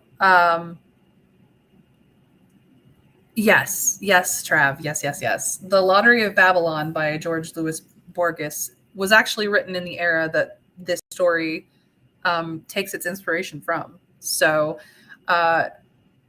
it has been a long time since I've run into that story. But yes, I agree, it is well worth the read. I actually think I have read it, or perhaps read a variation of it. It's been a long time. Probably not since high school, to be honest, which was a while ago. But yes, this is definitely a reference. Ooh, yay. Happy. Creating new knowledge. Nobody knows what will happen when the tower is activated. Some say the tower will achieve sentience itself and become God. Others say that it will synthesize the information stored within it and create new knowledge. Others still believe that the universe will end, its purpose accomplished. You have worked all your life to build the tower. Why? Why have we built this? Why, as Winter, have we built this tower? Is it because it is our duty? Because we want to know what will happen when we activate it? Or because it was urged on to us by whispers that I hear in the night watches? Welcome back, Winter Fairy. We have been infected by the Crimson Death on purpose, and we are having strange and crazy visions. So currently, we are experiencing a vision of the Tower of Babel. And we have to make choices as the season of winter, which could be an ancestor of the De Winter family in some strange way. But yes, we are going through strange things. So we have built a tower that has the sum total knowledge of everything ever known to the people of the long lost people of Babel. And we want to know, we want to decide why we built the tower. Was it because as the season of winter of the 4 seasons of Babel, that it was our duty to build it? Are we just curious to see what will happen when we turn the thing on? Or is it because by whispers that we hear in the night watches that we built this crazy tower of knowledge? Trav says 3, the voices. The voices tell me what to do. Feel free to weigh in, Winter Fairy, even though you may not know what everything is going on. Go with whatever appeals to you.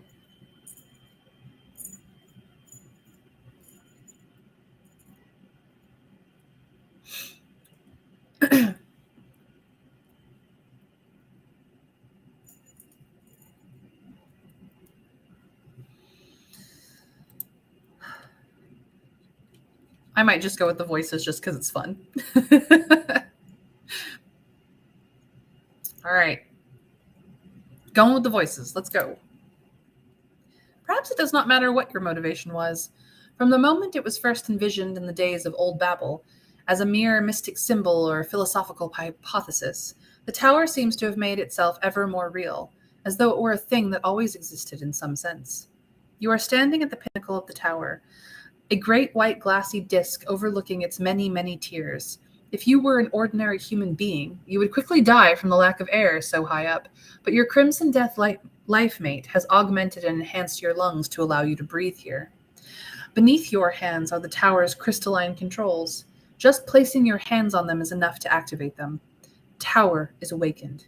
You can feel its vast knowledge in your mind, can feel yourself merging with it. And all at once the sky turns red, and you feel a voice like thunder in your mind. At last. An impossible black mass blots out the red sky, wrapping tentacles of darkness around the tiers of the tower, and you feel it begin to feed. It is eating the tower's stored knowledge and the souls of those within it, sucking out, chewing up, and consuming everything within, and all the information coming in from the research stations, devouring millennia of work, of art, and study in a matter of moments. You realize, in a sudden moment of chilling insight, that the idea for the tower came from this creature, this god, and not from the philosophers of Old Babel. Eating Babel. All of your people's history, of triumph and conquest, of tragedy and civil war, Babel's supreme accomplishments in magic and science, none of it meant anything except as part of a scheme to satisfy the hunger of a half-mad god thing, this Sekath Benoth. Now it devours the tower and you with it, bonded as you are to Babel's crystalline archives. But perhaps there may be a chance to save something of yourself. You know the tower and its secrets better than the invader. You must use them to wrestle with God. How will we fight back? Do we fight using the tower's military history and knowledge of tactics and strategy? Do we fight using the tower's comprehensive archives on the natural strength and power of flora and fauna of the world? Do we fight back using the dark secrets of arcane lore from Old Babel, which Trav has already voted for? Do we fight back using the science of the new empire? Do we fight back using the tower's information on finance and economies and economics? Do we fight back using the art of Babel? Or do we fight back using the tower's knowledge of humanity? Trav votes the occult option because we've gone all occult all the time, every option again and again. Winter Fairy, what do you think we should fight back with? The half-mad god thing Sakath Banoth is eating. We have experienced why Sakath Banoth eats previous to this. And in this vision of the distant past and yet the future of the vision prior, we are being eaten by said mad god, and we must fight back. So, Winter Fairy, what shall we do? Tell us, shall we go the occult route again? Trav makes a good point. We are good at it, and it might give us more.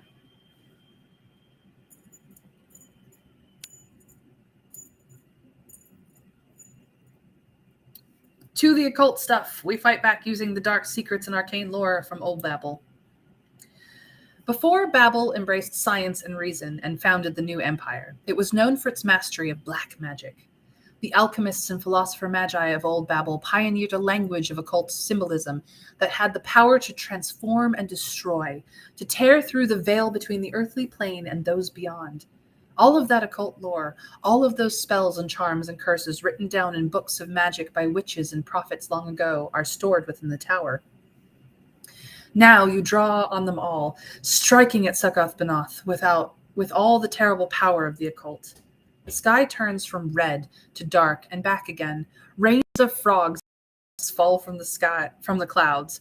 Fountains across the tiers of the tower run with wine and blood as god and magician battle for supremacy. You feel your willpower flagging under Sakath Banoth's hideous strength, its raw power overwhelming your cunning and finesse.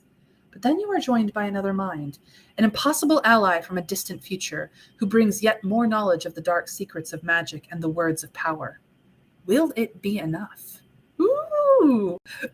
Morgan de Winter and Winter, the season of Winter, have joined forces in this vision of the past. So cool. And also a reference to the plagues of Egypt. Interesting. Your efforts are hopeless. Sakath Banoth is strong and hungry, a living god come to devour everything you have built. But you are able to use your resistance to conceal some things from him. Some secrets of Babel hidden below the ground or up in high areas that future generations will be able to dig up and marvel at, having some sense of the wonders your people brought into being. Perhaps they will draw inspiration from these things and try to recreate some for themselves. And so Babel will live on, in defiance of the jealous god who wished to consume it all. Sakath Banoth is growing frustrated, sensing that you are succeeding in concealing certain tempting morsels of lore from it. There is time to do just one last thing. You have worked out the identity of the mind that came to your aid. The name Morgan de Winter belongs to it, a descendant of yours, so it seems something of Babel's people will survive after all. They must have encountered the Crimson Death, which attempted to form a life bond with them and opened their third eye. But this is extremely dangerous for those who have not been ritually prepared for the experience. The Crimson Death is a wild and terrible steed, one that killed millions in its day. There is one last thing you can do. Transmitting the secrets of bringing the sentient disease under control into your descendants' mind. They will be able to merge safely with the Crimson Death now. Just as you finish relaying this information, formed in the biological language of electric pulses spoken by the Crimson Death, Sakath Banoth breaks through your barriers. The last thing you see is a black tentacle raised up against the sky to strike you down. Open your eyes. You open your eyes, feeling sweat stinging them. You are once again just Morgan de Winter, lying in Holofern's laboratory under the Great Theater. Your strange, wild ride through cosmic gulfs of time and space have seemingly at an end. But you are still dying. The Crimson Death burning through your veins. You have only minutes to live. You think of the glimpses you had of Babel through the eyes of the tower's final architect, Winter, who seems to have been some ancestor of yours. Winter thought of the Crimson Death as an ally of Babel rather than a danger to it. Outlandish as it may seem, it appears that Babel's scientists discovered that the Crimson Death bacteria were actually sentient beings, a microscopic civilization that thought of infecting their hosts as acts of colonization. Treaties were negotiated between humanity and the bacteria. The Crimson Death offered gifts such as shape-shifting and psychic awakening to those willing to host them. A contract with the plague. Before I read any further, my thought is that the plague doctors have all made contracts with the Crimson Death, and that is how they seemingly know out of nowhere where the Crimson Death is colonizing next. That is my theory.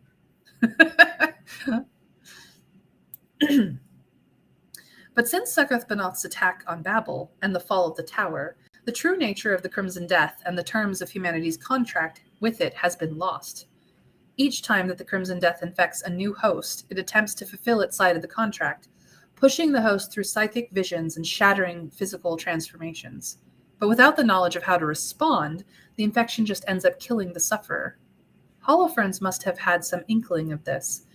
Her desperate plan to infect you with the Crimson Death was predicated on the possibility that the disease would work differently on your reanimated body, that you would find some way to control the transformation process, then use it to halt the damage being done to your body by the Holofernes procedure.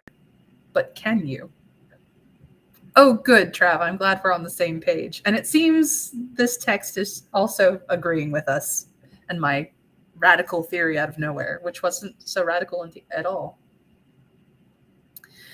In the last desperate moments of the tower's fall, Winter whispered a secret into your mind. It is the terms of the contract between the Crimson Death and humanity, expressed in the electric pulses of the bacteria's language. You send it out through your body, and moments later, the fever that is racking you halts. You have mastered the Crimson Death and have gained a new ally. Ooh!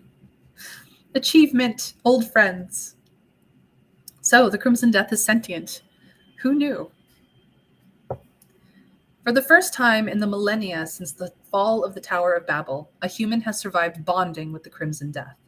The sentient disease has merged with you, giving you the potential to become something more than human. At the height of the new empire, the Crimson Death enabled a vast array of wonders, but much knowledge has been lost since then.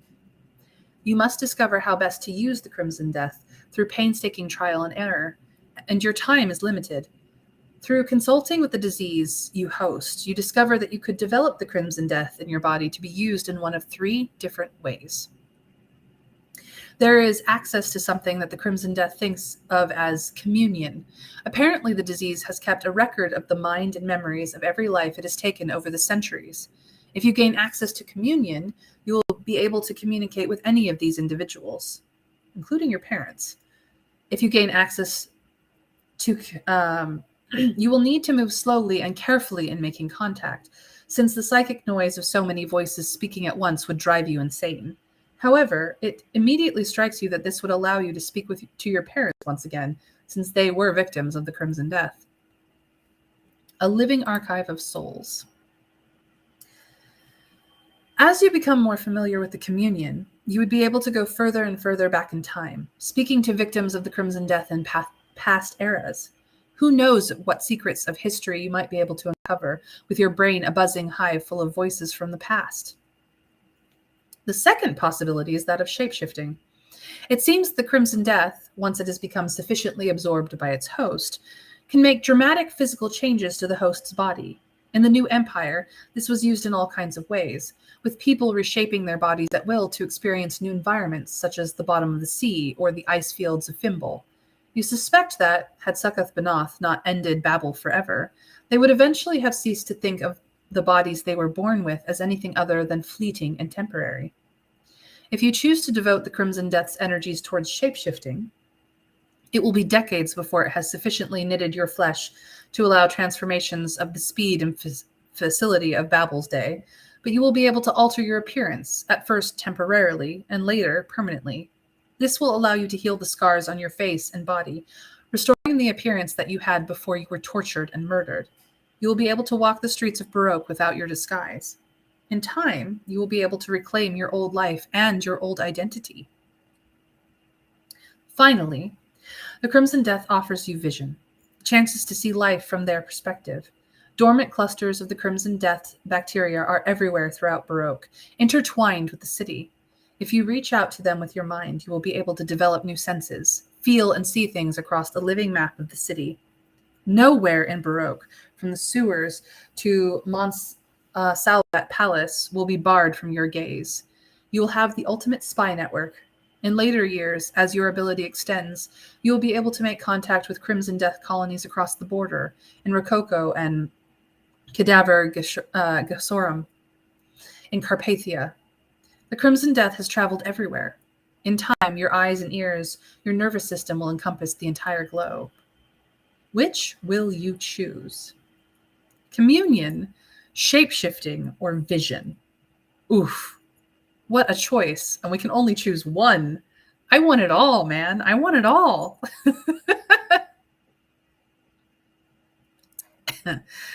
They're all useful, Trav. They're all useful. But I do believe that you've chosen 3 vision. I mean, it's just so useful. It's not like we're planning on getting our life back anyway. Hi, Dragon. Welcome in. Welcome in. You have come at a strange point in the story. We have had visions of the past, 2 of them to be exact, and they were related visions as well.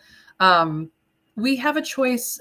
We have bonded ourselves with a sentient bacteria called the Crimson Death, and now it will give us powers. So we are choosing between the power of communion, which would give us the ability to pull knowledge from the past, from every person the Crimson Death has ever been in contact with and killed. We have the power of shape-shifting, which will allow us to change our shape temporarily at first, but permanently later. Or we have the power of vision, which will allow us to have a network of spies around the globe eventually. Wherever the Crimson Death has touched, essentially, becomes places that we will know and have understandings of. So the choice for us is communion, shapeshifting, and vision. And Trav and Winterfairy have already decided vision is the way to go. But you're welcome to weigh in, Dragon. Thank you for joining us. Please weigh in.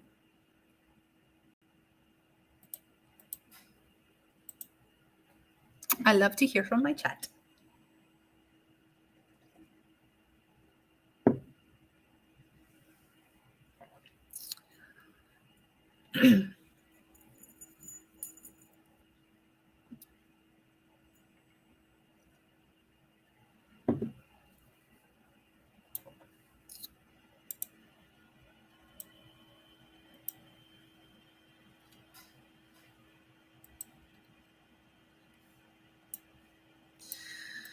All right, we're taking vision.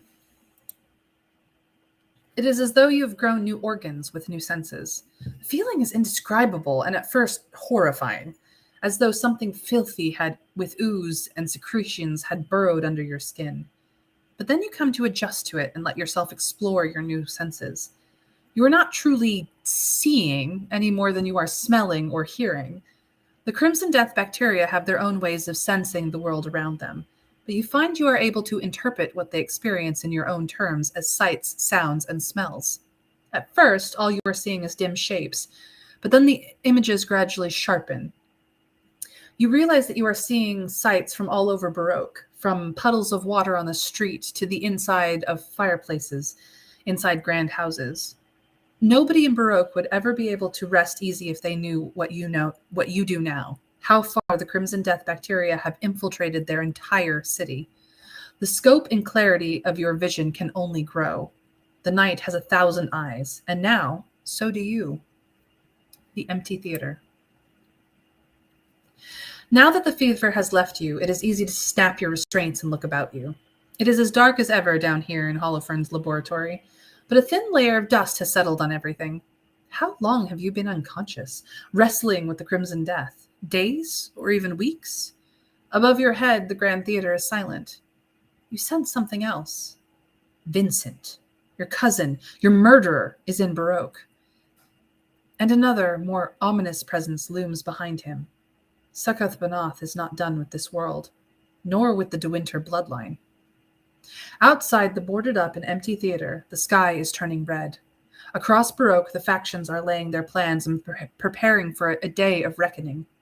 Morgan de Winter has risen from a dream of hunger, fever, and madness, and will soon walk Baroque again, a terrible avenger becoming less human with every hour. May God have mercy on us all. End of chapter 6. Oof! Oof! Chapter 6 was a doozy. This, of course, has been 2 chapters of the Mysteries of Baroque. And this is where we will end today's stream, with the presence of chapter 7 on the horizon. For those that have come in late or missed anything, the VOD will be on my channel as soon as our streaming has finished and it has fully gone through the VOD process. There is a VOD on YouTube as well, on my YouTube channel, in case that's easier for you to watch later on, or rather listen to. We are over halfway through this story, and I am absolutely pleased. This is influenced, I should say, and somewhat written in the style of a series, or I should say, an era of literature that I am not well versed in, but I am adoring, to be quite frank. We have had some major references to literature in midst of things. John Carter of Mars and the entire series of those books, which are not titled John Carter of Mars, but I think the movie John Carter of Mars would be more recognizable to my audience, has definitely been a part of us through Mr. Merritt. We have run into the story of the plagues of Egypt, no less, as well as Trav pointed out earlier, The Lottery of Babylon by Georges Louis Borges, who also wrote in that era of literature. That's just some of the things that we have noticed connections to in this, our very first blind reading of this story and this game. So I'm, of course, there's the references to Frankenstein's by Mary Shelley, seeing as we are somewhat undead and have been brought back to life by a mad scientist. I believe Holofernes' name itself is also another reference, but I'm not entirely certain a reference to what. Holofernes was not in Mary Shelley's story, but I believe she is based off of a mad scientist character from somewhere else. Uncertain what. But there are so many references to this era of literature that, again, I don't know very well, but I have been very, this is delightful. So while we're wrapping up, I'm just gonna check to see how our stats have changed through this chapter of insane visions. And of course, Succoth Banoth is definitely an Aleister Crowley, eldritch horror reference in and of itself. We are dealing with one of Cthulhu's cousins here, I believe. So there's always that. All right. Our athletics are nothing to write home about, but our occult is going up. Our combat is slightly better than not, and our insight is fairly solidly insightful, not to the extreme yet, but we're getting there. Science and performance, nothing to write home about, but our crime has slightly gone up, just a touch.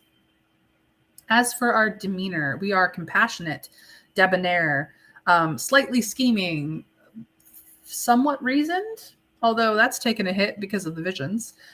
We're a bit romantic, not really hedonistic or austere in any sort of fashion, but we are still courteous. Look at Trav pulling up the literature for us, in case we want to read something along the veins.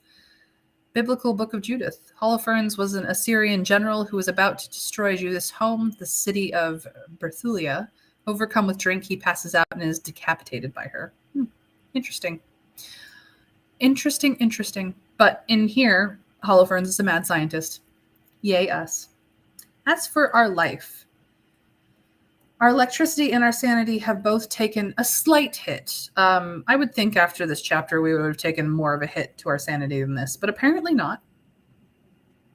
Our humanity has actually gone up since the beginning of the game. We were 90% human, 10% revenant. We've become slightly more human in the things that have happened. As for our pursuits, we still don't really care about minions, but we like to dabble in sabotage. We're getting there on the research and evidence parts. Our darkness has actually gone down since these visions, interestingly enough. But we are a bit dark. We like the theater. And now we're slightly more lawful than revolutionary. Not quite sure which one changed that, but we have slightly decided to side on the lawful side. It could be that we ran around with the detective for a while. When it comes to Rococo, we're indifferent. As for the cast, Holofernes and Raucus still seem to be our peeps. We like them a lot.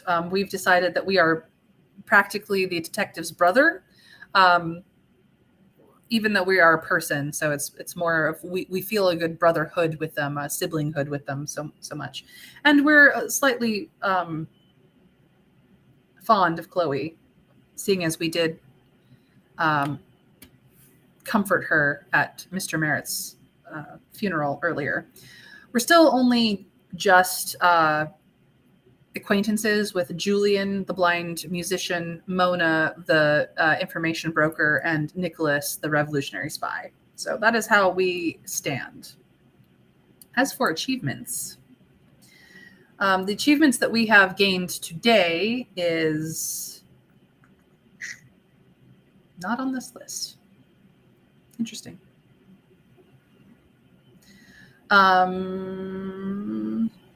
So these are all the achievements that we have, and there are achievements that we could get, but we haven't done any of it. So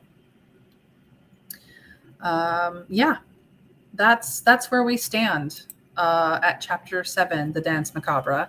So this is where we will pick up tomorrow. I stream every day at 1 p.m. U.S. Eastern Time, which is much later for some of you and much earlier for others. My voice is starting to go, so we'll have to pick up here. Thank you guys for joining me, even if it was just for a little bit. As I said, the VOD, if you've missed anything, are on my channel and also on my YouTube channel under the same name. You can find me on YouTube under the same name. And if you've missed anything at all, the story we started on Monday. So look for Monday's VOD and listen through to hear what choices we made, what kind of person we've become, and what interesting things we've gone through. Old friends is new. Oh yes, old friends form an alliance with a sentient disease. Yes, we did gain that one. That one is new. That one is new. Just that one. Everything else we got earlier. So in previous chapters. So yes, I will leave this here. Thank you guys so much again. I'm so glad to have you guys, and I will look forward to seeing you again tomorrow at 1 my time for the next 2 chapters, Chapter 7 and Chapter 8. We will pick up where we left off and hope that we can find our cousin Vincent. Still chasing him down. So take care, everyone, and